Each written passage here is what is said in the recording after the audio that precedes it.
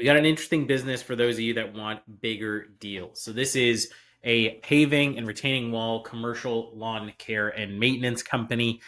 So everything and anything outdoor exterior services, located in Omaha. They say relocatable, but not really. It's commercial based. It's in the area. You'd have to operate out of there. So asking 6.3 million, cash flow 1.3 million. This is listed by the firm. They are a real pain in the ass broker to work with, but they do good in terms of deals and getting their sellers to realistic expectations to an extent. But overall, I would relatively trust their cash flow numbers based on some previous deals that I've seen. In that it's probably relatively accurate to a certain extent, maybe minus a 100 or 200 grand here or there. In this case, it's a $10 million a year business, so there's definitely some structure here. This isn't a small business without management in place. There are is equipment to the extent of almost $4.8 million, and they have a mix of revenue here. They have 30% is reoccurring weekly maintenance, which is awesome. Lots of recurring revenue is always good. You can bank on that cash flow. Over 800 clients, 98% retention rate. Obviously, to be determined, you got to do due diligence, but that is awesome. That means that they're holding back a lot of clients. They're definitely keeping their cash flows consistent. And as they state here, they have division managers, administrative staff. They have a full service team. The one thing they don't totally explain here is what the owner's involvement is day to day.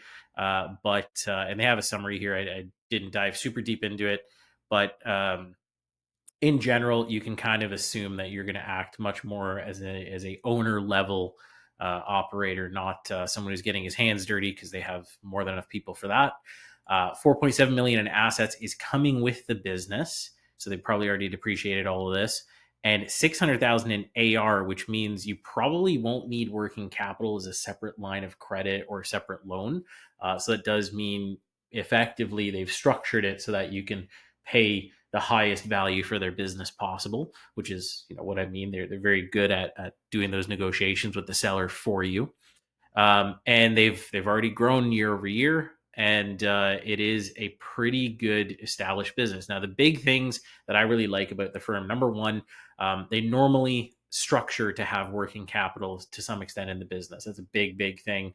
Often it's a really hard sell to try and explain why you need that, and it often case means that you're going to have to finance working capital, which can be a real pain in the butt.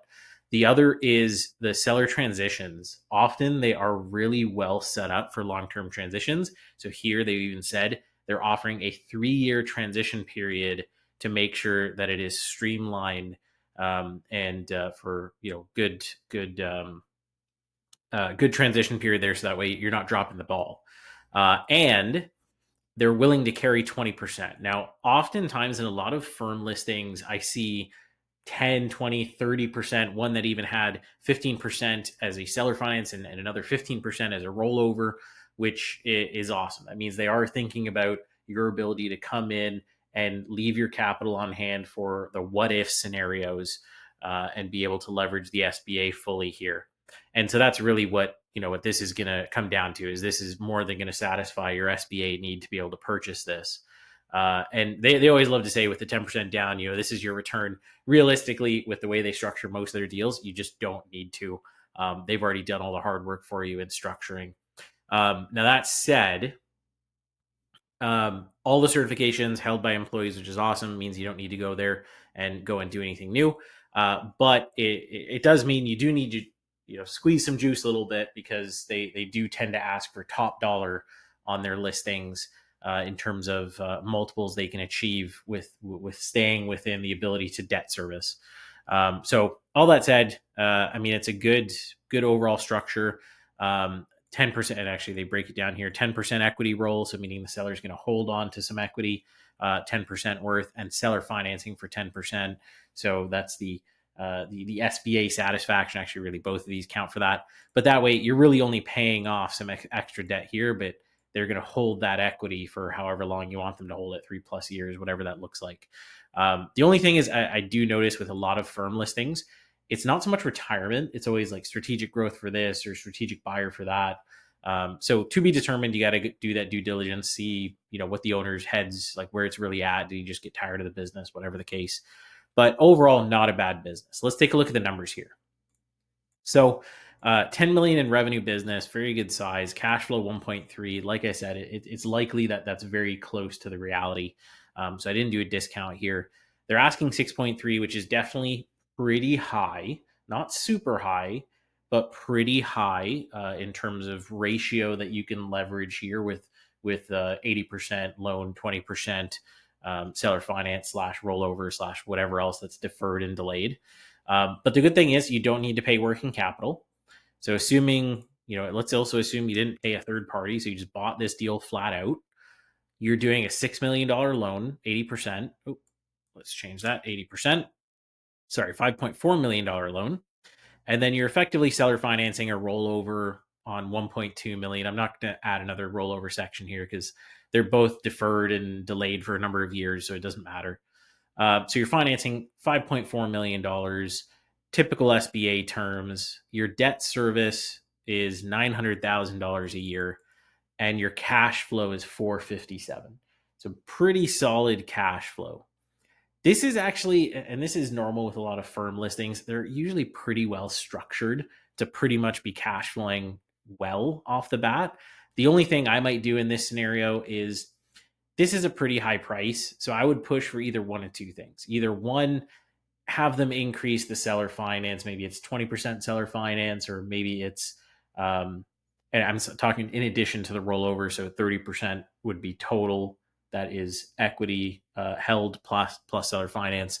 Or even ask them to hold back more equity and basically end up getting this to a point where you're only financing maybe 70% of the loan. That would be one option. And as you can see, it cash flows much, much better here, 562. Or what you do instead is just say, hey, this is a pretty high price. We're willing to pay maybe 4.5. I think it works out to about 6 million flat, something like that. Maybe a little bit more, 6,150. But shave off a little bit here and keep the same structure. And again, you're kind of back close to the $500,000 mark in terms of cash flow. Other than that, though, I mean, it's a well-structured deal, so it's just a matter of what you want to take within that, considering it already comes with working capital and everything along those lines. But it's a great deal for the structure that it is. So if you're in the Omaha area, the Nebraska area, this is a good deal. And I'd kind of say a lot of the ones that they have that are at the bigger end, the $6, $7, $8 million and enterprise value end, are structured pretty well like this. It's just a matter of making sure that this is what they're representing and make sure that it's above. Really, you need about 1.2 in end EBITDA to be able to sustain debt service on a $5+ million loan. So that said, good business. If you have any questions on this one and you're in the Facebook group, by all means, drop them down below this video. If you're in the YouTube channel, go ahead and join the Facebook group, and that way you can ask questions. You also get access to a bunch more videos where you walk through everything from how to structure loans, how to structure deals, to understanding all the numbers behind getting through to an acquisition.